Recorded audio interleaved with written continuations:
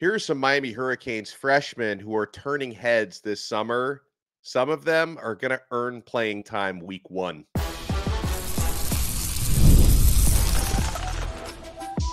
You are Locked On Canes, your daily podcast on the Miami Hurricanes, part of the Locked On Podcast Network, your team every day. I am Alex Donno, University of Miami alumnus, co-host of Locked On ACC and writer for allhurricanes.com. And thank you so much to the everydayers for making Locked On Canes your first listen and your first watch today. We're available free wherever you get your podcasts. We're free on YouTube. We're part of the Locked On Podcast Network, your team every day. Today's episode is brought to you by Ultimate College Football HC. It's a brand new mobile game that's completely free, has no ads, and 100% playable offline. Use the promo code LOCKEDONCFB, all caps, inside the game store to receive a boost to your program. Begin your coaching legacy today. On this episode of Locked On Canes, we're going to talk about why this year's Miami should be able to respond to adversity better than teams of previous years. What happens when you get punched in the mouth? We're going to discuss Miami getting even more national media love. I have a feeling some of you don't like the national hype. You prefer the us against the world mentality, but we've got to start with these surprising Miami Hurricanes freshmen because there's been a handful, including some guys who weren't here for spring football, who enrolled late in the summer, who absolutely hit the ground running. One of the top performers from that freshman class during fall practices has been OJ Frederique, first-year cornerback out of St. Thomas Aquinas. Romanus OJ Frederique has been turning heads since arriving this summer. This is a player who truly a special young man. He shows a ton of mental and physical maturity and instincts for his age. I keep hearing he plays like an upperclassman. And you consider the experience that he brings with him. Fellow St. Thomas Aquinas freshmen like Ryan Mack and Jordan Lyle, along with OJ, they helped STA win their fifth straight national championship last year. And that was one of the things that OJ talked about. He says he was prepared to play big-time football coming out of St. Thomas Aquinas. I couldn't agree more. And yeah, if you guys watched that awesome episode of Canes Camp, the episode 3 that came out earlier this week, you saw some of his teammates commenting on that YouTube series about how physical OJ Frederique plays. And that's always something you look for from a Miami cornerback, the physicality. And it's certainly something that Lance Guidry, Miami's defensive coordinator, looks for. And it's something new cornerbacks coach Chevis Jackson is always going to be looking for. So just based on the way that OJ plays with that physicality, I think this guy's going to fit right in at Miami. And hopefully he becomes a fan favorite very soon. And, you know, there were some clips that Miami's YouTube channel shared of him catching interceptions in practice. So he's making his share of head-turning plays out there. Another true freshman that honestly we can't talk about enough. And this young man's actually been on the show before. Hopefully we can bring him on back at some point. He was here for the spring, had a great spring camp, has continued that into fall camp. And that's Cole McConathy out of Spanish Fort High School in Alabama. Was a 3-star defensive end coming out of high school. Really should have been a 4-star. A lot of people say he's probably the hidden gem of that class of 2024 recruiting class. I know Rueben Bain is very high on McConathy. Hurricane Bain has taken Cole under his wing. And one of the funny things about that is Rueben, not only does he really like Cole personally, and they love going up against each other and playing well with each other and learning with each other in practices, but I think Bain takes some pride in the fact that McConathy comes in and wears that number 44 that Bain wore last year as a true freshman. Bain has switched to the number 4. So I think now that maybe that number 44 can become like a true freshman tradition. You pass it down to the next great edge rusher at the University of Miami. And yeah, Rueben Bain has really taken a liking to Cole. Here's what Rueben told Canes Insight about Cole McConathy. He says, all the freshmen are looking pretty good, but the one that stands out to me the most is Cole McConathy. He's a guy that plays with his hair on fire at all times. He's rocking my number too, number 44. He's just a smart, athletic kid. He's very active. It's like everything comes natural to him. The advice I'm giving him, said Bain, is to be patient. Let football be football. At the end of the day, it's all the same game. I don't think that changes. People get in a little people get a little big in the numbers and in the uniform. It's really nothing to sweat about. Football is football. The game is going to come to him because he's a great player. So just be himself. And that was something Bain, who has commented on a couple of the freshmen in this class, we'll talk about another one shortly, but Bain referred to McConathy as just like a younger version of him, that very similar work ethic and practices, a lot like Rueben did last year when he came in as a true freshman. And just as a side note, folks, I love to see the leadership and the mentorship.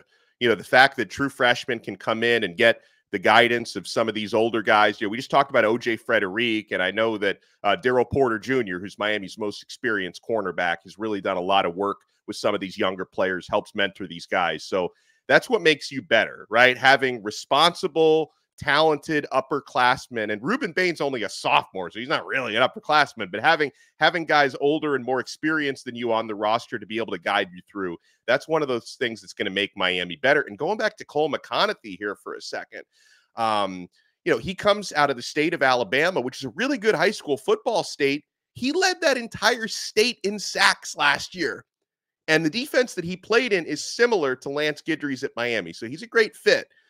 Some other freshmen who have really been standing out in a good way: Justin Scott, 5-star defensive tackle; Jordan Lyle, 4-star running back, another St. Thomas Aquinas kid, by the way. But Justin Scott and Jordan Lyle were both named to the On3 Sports preseason all-freshman team. Going back to the spring, you guys know we're very high on tight end Elija Lofton.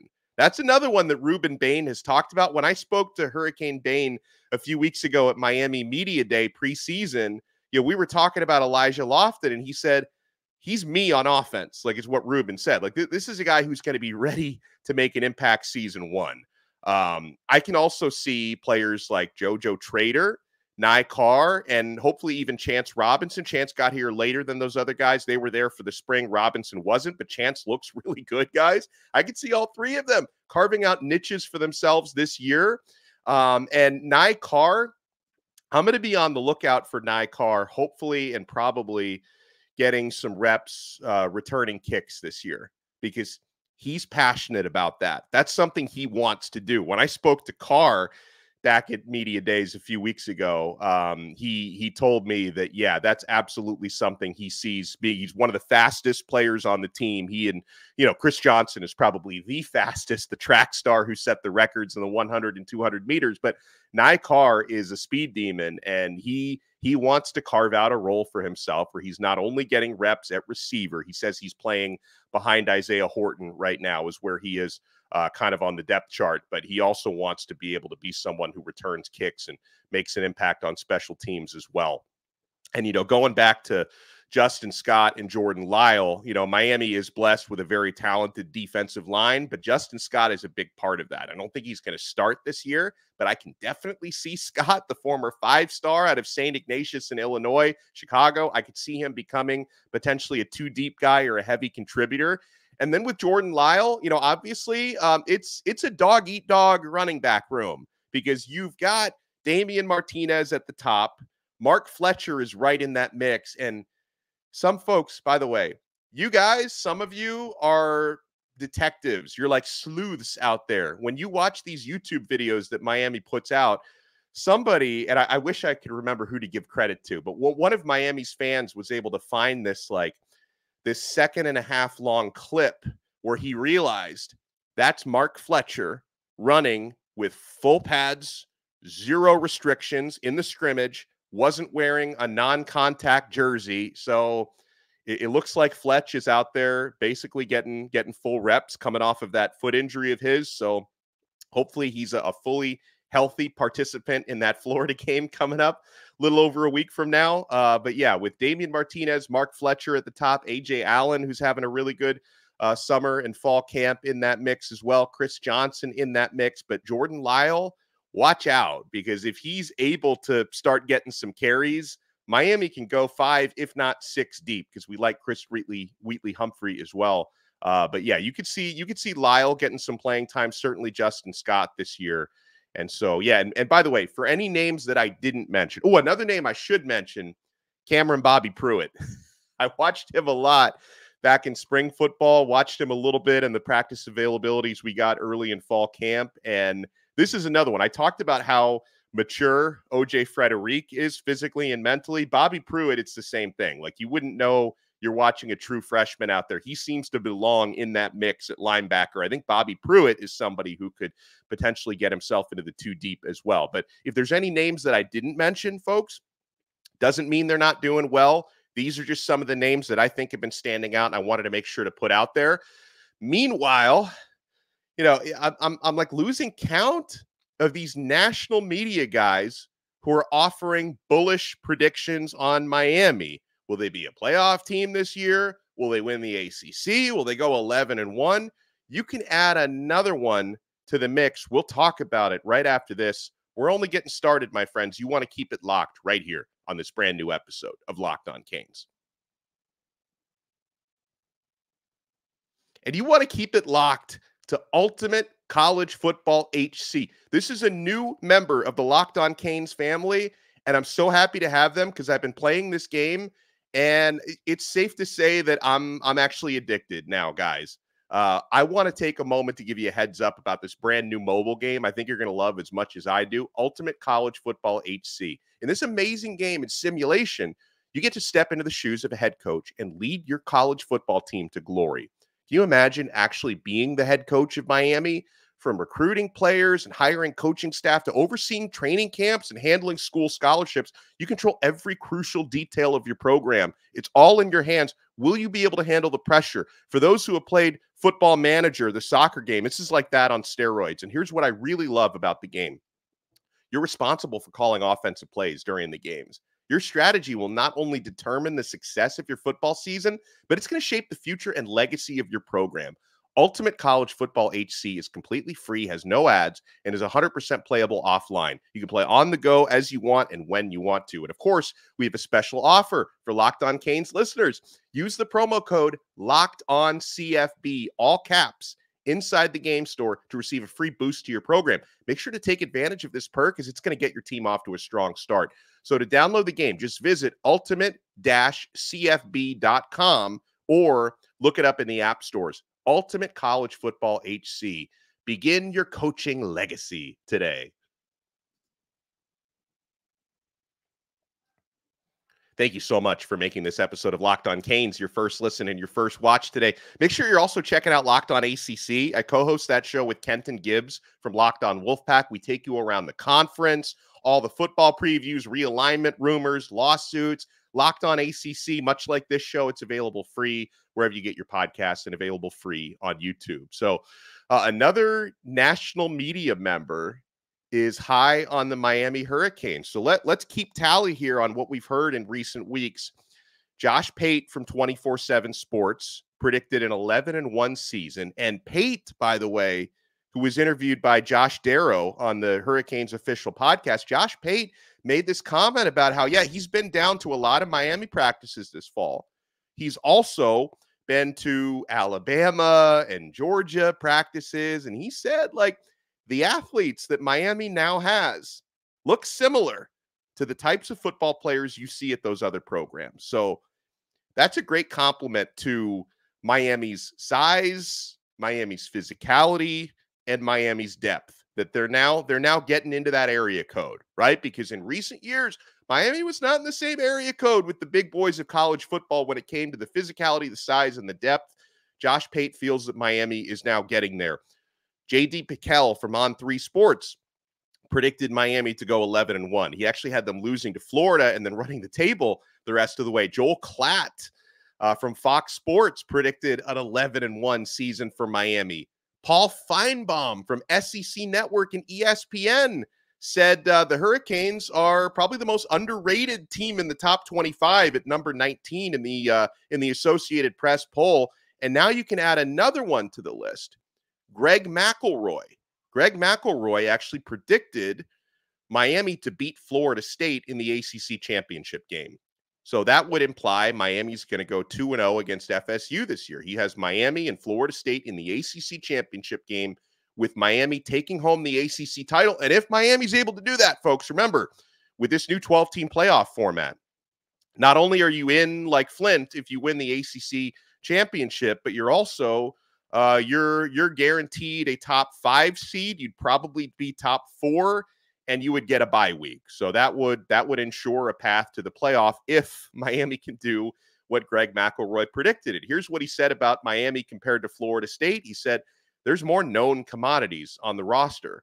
They've been able to upgrade at every position, he said about the University of Miami. So that was high praise from yet another national media member. Now, you guys tell me in the comments below, do you like this? Do you like the fact that people like Greg McElroy, Josh Pate, J.D. Pickell, Joel Klatt, Paul Feinbaum are all over the top with their Miami confidence? Like, do you wear that like a badge of honor that, hey, these national guys who didn't usually give us the time of day in the past are now all over Miami preseason? Or do you prefer flying under the radar or even having the target on you? Like, oh, they're talking that, because you notice like Florida State fans are now in that spot where they feel like they're getting disrespected by all the national media guys. And now a lot of these national media guys have seemingly shunned Florida State and they're all in on Miami. Do you like it? Do you take the respect, or do you kind of prefer being under the radar and maybe having that extra bulletin board material from these media members coming at you? Let me know in the comments below if you prefer to be respected or if you prefer to be disrespected, because Miami's getting, by and large, respect from most of the people out there. Got some questions I want to answer from the Locked On Canes Insiders chat. By the way, guys, if you want to become a Locked On Canes Insider, click the link in the show description below. Try it free for 14 days. You get text messages directly from my phone to your phone with breaking news, show updates, random opinions that I have. You guys can ask me one-on-one questions on there. I'm going to answer some of those on the show. Click the link below. Try it free for 14 days. And then if you like it, you can opt in for $4.99 a month.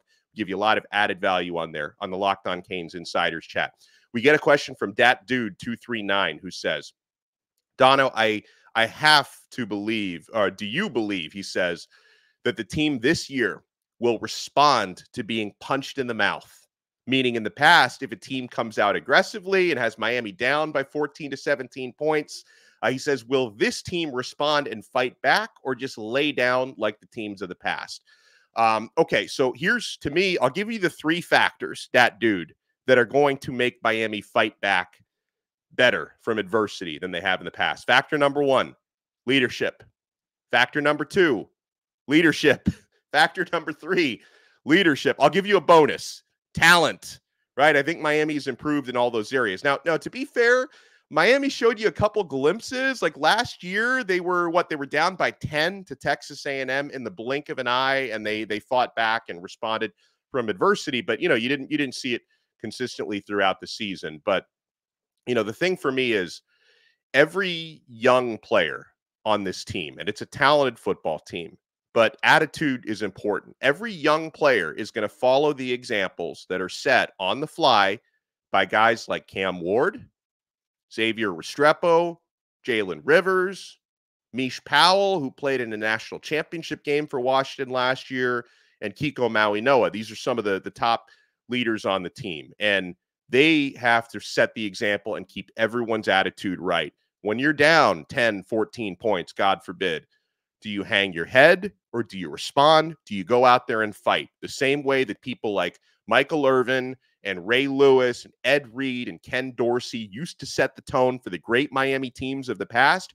You need the leaders to set that tone and to send the message all the way down the bench and all the way down the locker room at halftime. If we're down, we don't lay down, we fight back and we win. And yes, it helps when you're 2 deep or 3 deep at most every position like Miami seems to be this year. So more talent is going to help. But honestly, attitude and leadership, there's a reason why the types of players that Mario Cristobal recruits, and, I know Alonzo Highsmith is no longer with Miami, but he helped set this tone for the couple years that he was GM of football operations. They recruit attitudes and love for football as much as they recruit the physical gifts, because sometimes you're going to find players that are super talented that don't have it between the ears. They always look for the attitude. So that's how you change a culture, right? If you can change that culture, you're going to have guys that respond well to adversity. Now, the real answer to your question, Dat Dude, is we're not really going to know until we see it, right? If Miami gets punched in the mouth by Florida, Miami gets punched in the mouth by Virginia Tech, USF, Florida State, Louisville, the tougher games on their schedule, how are they going to fight back from that adversity? We're not going to know until we see it, but I think they have the sort of leadership structure in place now where they're better equipped to deal with those mental things. This is a fun question we get. Hey, Donno, are there any ex-Miami players that transferred out that we're going to see this year? He says, besides Don Chaney, that we should be concerned about. There's a lot, actually. I look through the list of all Miami's outward transfers, and a lot of them play on teams that Miami's going to face this year. So, I don't know. Again, like some of these, I don't know how concerned we should be, but at the same time, that's extra motivation. When you've got a guy who was wearing a U on their helmet last year, who's lining up for a team that you face on a Saturday, they're going to be extra motivated to make their former team pay. So, you mentioned Don Chaney, who's now at Louisville. Louisville also got Jaleel Skinner at tight end. I think he'll probably end up playing more receiver there because he's really more of a receiver. And I know, Skinner, I'm sure was frustrated, maybe with himself or with whoever that he didn't get more burn here at Miami. So that guy's going to be motivated when he faces the U. He plays for Louisville as well. Devontae Brown is now a starting safety at Florida State. Florida State named him a starter. And not only is Devontae Brown going to have the chip on his shoulder going up against his former team, he's also going up against his kid brother. It's going to be Damari wearing the U on his helmet versus Devontae wearing that ugly spear on his helmet. They're going to go head-to-head this season. So that matchup, I'm sure, is going to be fun for the both of them. And it's going to be fun for the Brown parents. I don't know if the parents are going to wear like those half jerseys where it's Miami on one side and Florida State on the other side. But that's going to be an interesting one. Defensive tackle Thomas Gore is now at Georgia Tech. Miami's got Georgia Tech on the schedule this year. My safety / linebacker, I think he's more of a linebacker, Caleb Spencer. Remember him? He's now at Virginia Tech. So that's a handful. And if I left anybody out, let me know. But that's a handful of former Miami players that you're going to face this year. Now, another team that's loaded with former Canes, like loaded, is SMU. They're not on Miami's schedule this year, but, stranger things have happened. You might see them in the ACC Championship game. And if you see SMU, their most recent former Miami additions, Brashard Smith, is high up there. I think he's going to play a lot of running back there at SMU. Jared Harrison Hunt and Jafari Harvey went there. They already have Keyshawn Smith and Elijah Roberts and Rooster, Jalen Knighton on that team. And then, of course, we're going to see former Miami wide receiver Colby Young in the national championship game. He's now at Georgia. So how about that? All right. We'll take more of your questions on the other side. Wow. This guy has it's actually a prayer request, but I also see it as a sports dilemma. Talking about the hardest games on the schedule besides Florida State and Louisville. We got so much coming up, guys. We're not done yet on this episode. You want to keep it locked right here on this brand new episode of Locked On Canes. Guys, I already know you're keeping it locked to Ibotta. Ibotta is helping us save so much money through cash back right there on the website. It's summertime. We're still barbecuing out there. Stock up on all your grilling favorites and earn cash back on every purchase when you use Ibotta. So you won't have to choose between burgers and hot dogs. You can get both. Ibotta is a free app that lets you earn cash back every time you shop. Earn on hundreds of items from groceries to beauty supplies, even toys. So you can make sure you're beating inflation no matter what you're purchasing. And get this, the average Ibotta user earns $256 back per year. That could cover the cost of an entire shopping trip, that flight you've been eyeing, or that fancy dinner you've been craving.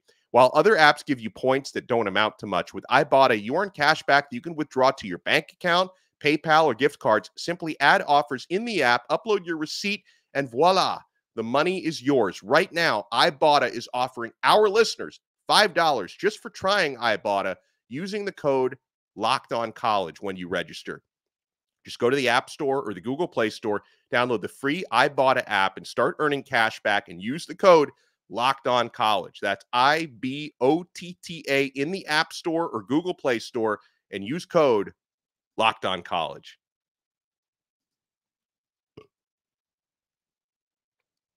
Thank you so much for making this episode of Locked On Canes your first listen, your first watch today. We're available free wherever you get your podcasts. We're free on YouTube. We're part of the Locked On Podcast Network, your team every day.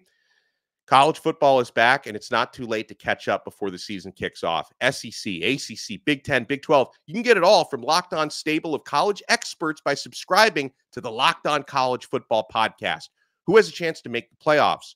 What teams will cause chaos in their new conferences? Everything you need to know all in one place. Be sure to follow and subscribe to the Locked On College Football Podcast, part of the Locked On Podcast Network, your team every day. Let's get to more of you guys' questions from the Locked On Canes insiders. Do you think any of Miami's defensive line gets one-on-one matchups? If not, who gets doubled the most? I don't know how, like, you can't double everybody, right? But maybe priority number one for doubling would probably be Rueben Bain because he's so explosive and so strong. However, I went down earlier this morning, actually. I went down a Tyler Barron rabbit hole, and I started to watch his highlights from the Tennessee Volunteers last year. And I'm watching that. I'm like, well, if you double Bain, I guess you also have to double Barron. And yeah, defenses are going to get stretched really, really thin. Like, I don't know who you can give one-on-one matches to. It's a pick your poison type of situation with Miami's edge rushing talent. And that's, not even mentioning some of the others who deserve respect, like Akeem Mesidor. I mean, Akeem Mesidor, we talked about this guy a week or two ago. He's another one of the top performers in fall camp. It looks like this guy is healthy as he's ever been now. You forget how good he was because he didn't really play last year. Elijah Alston was a PFF darling, had the highest Pro Football Focus grades in major college football last year when it comes to rushing the passer. So Miami's got a blessing there. But as far as like who gets doubled the most, I still feel like it's Rueben Bain. And also, if you were to ask me the question, who gets held the most, whether they call it or not, ACC officials, but I think Rueben Bain, who got held a ton last season, is going to get his fair share of called and uncalled holdings this year. All right, we get this question. My baby boy is due on the same day we play UF. Not a question, but would love prayers and well wishes from the U fam for a healthy boy and mama. We are giving you prayers and blessings because enlarging your family, that's a gift. That's a gift from God. So I congratulate you for that. And hopefully everything is smooth and routine. But I have to wonder though, if you're like in that hospital, if you're in that delivery room, which I know I've been through it once. It's an all day thing. No matter how early the delivery starts, it's an all day thing. Are you going to be able to like have, like your phone hidden somewhere and you're watching Miami versus UF? Because listen, I know family comes first, but if I was sequestered in a hospital somewhere, I'm like, how's the game going? Are we winning? Are we losing? I would be checking for updates. So if you're going to find out a way to make that happen, I'd be very proud of you. But in all seriousness, prayers and congratulations in advance to your family. We get a question from BP who says, hey, for months, we've heard that the Louisville and then Florida State games are the hardest stretch on the schedule. Yeah, those are two in a row. He says, after more thought, is it fair to argue that the USF and then Virginia Tech stretch is maybe not as hard talent-wise, but trickier and could be more challenging, more mentally challenging? You're going to go from, I know USF, like I'm not going to say there's some well-oiled machine, but they tend to play up and down to the competition. Like they found a way to give Alabama problems in Tampa last year. They're hosting Miami in Tampa this year. So that, like, you can't sleep on them. And then Virginia Tech, I got news for you. That's a good team. Now, Miami should win that game against Virginia Tech for a number of reasons. At home in a night game, I know everyone nationally Miami's got no fans. There's no home field advantage at that stadium.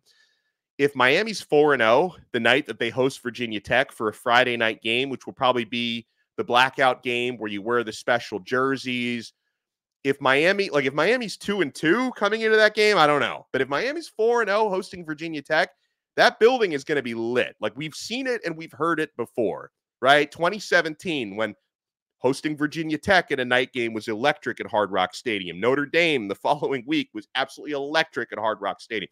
We know how good that atmosphere can be.